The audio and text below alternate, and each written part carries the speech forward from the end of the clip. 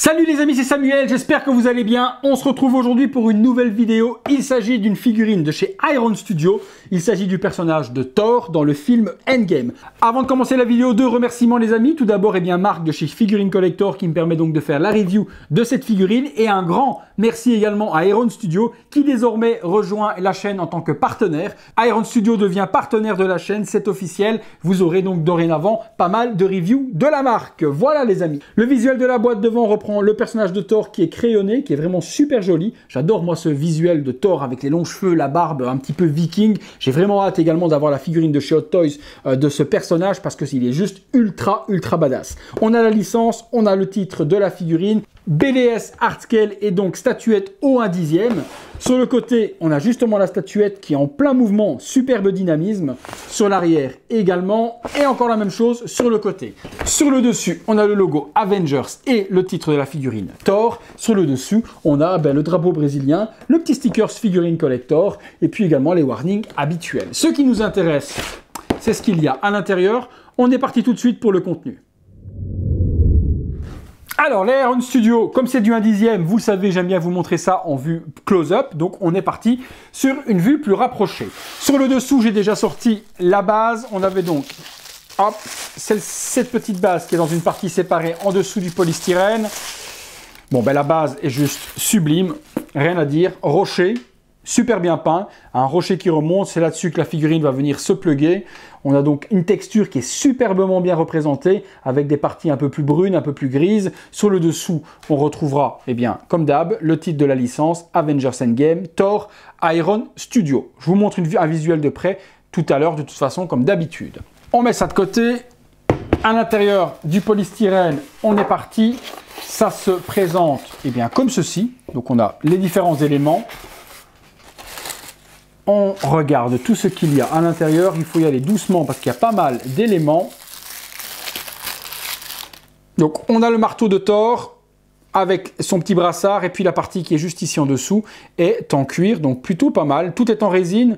Le marteau, par contre, m'a l'air, lui, d'être en PVC. Il m'a l'air d'être assez léger. Donc, je vous montre également de près que vous puissiez voir. Voilà les détails. Mais bon, Iron Studio, on a l'habitude. On sait qu'ils font du plutôt joli boulot. On a quoi d'autre? Alors là, PVC ou résine? Non, résine. Résine transparente. D'accord, donc qui va venir se plugger sur le socle. Donc un effet de tonnerre qui est plutôt joli en résine transparente. Une autre main avec le Stormbreaker. Bien géré aussi. Weathering, etc. Le manche est plutôt long, donc je pense qu'on est sur quelque chose de très accurate, ce que n'était pas forcément la version précédente Infinity War, puisqu'il y avait les branchages et autres. Ici, on a enfin donc un Stormbreaker qui est accurate au film. Il y a pas mal de petits tonnerres. Je vois qu'il y en a encore un ici. Donc encore un petit effet de tonnerre en résine translucide. Alors ensuite, il y a la figurine. Alors, qu'est-ce qu'il y a là? La tête. Oh, la tête est plutôt pas mal. Ah la vache, ils m'impressionneront toujours, Iron Studio, par la finesse dans les toutes petites tailles pareilles. Les cheveux sont plutôt bien gérés.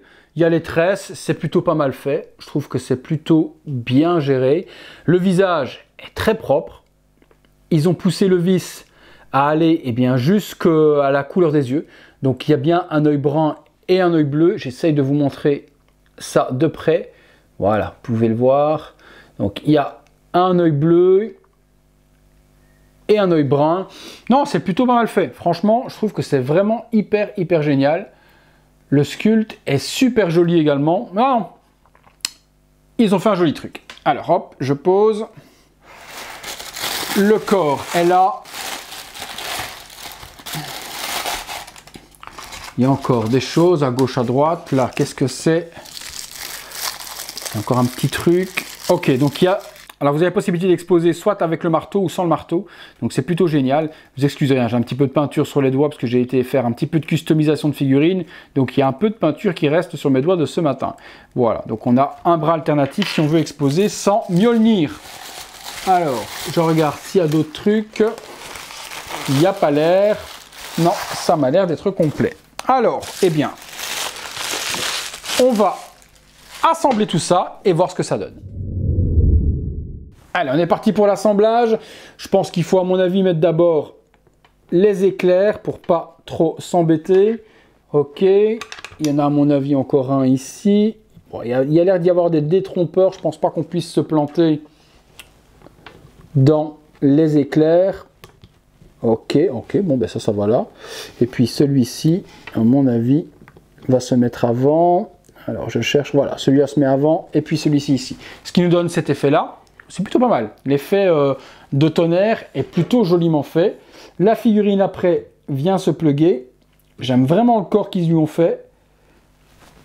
Super génial. Au niveau de la peinture, les effets écaillés, etc. ou autres. Même chose pour le brillant sur l'armure. La dynamique surtout, avec la cape qui est lancée et autres. La dynamique en plein saut du Thor est plutôt géniale. La tête. Alors, dans quel sens? À mon avis, ça doit être comme ceci. Ok. Ouais, donc vraiment en pleine lancée le Thor. Hein. Vraiment une dynamique de dingue. Ça, je suppose que ça va là.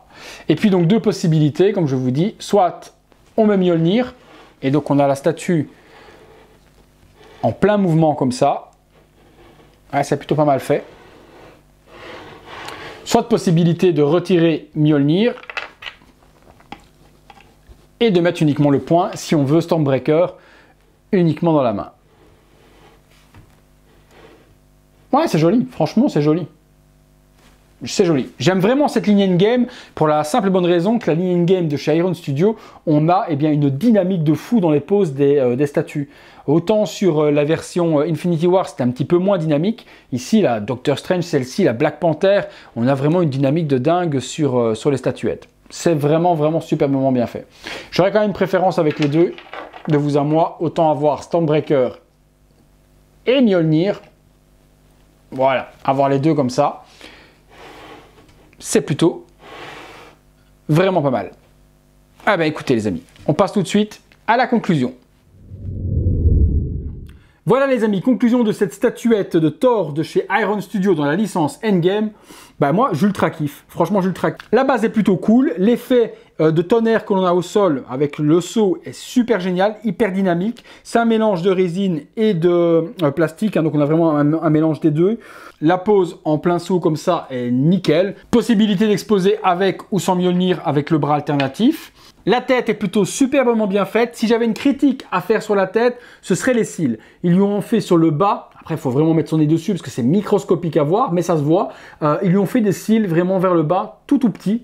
Ça fait un petit peu trop féminin. Donc c'est le seul reproche que je pourrais donner à cette statuette, c'est les cils. Pourquoi avoir fait des cils si féminins en dessous de l'œil ici?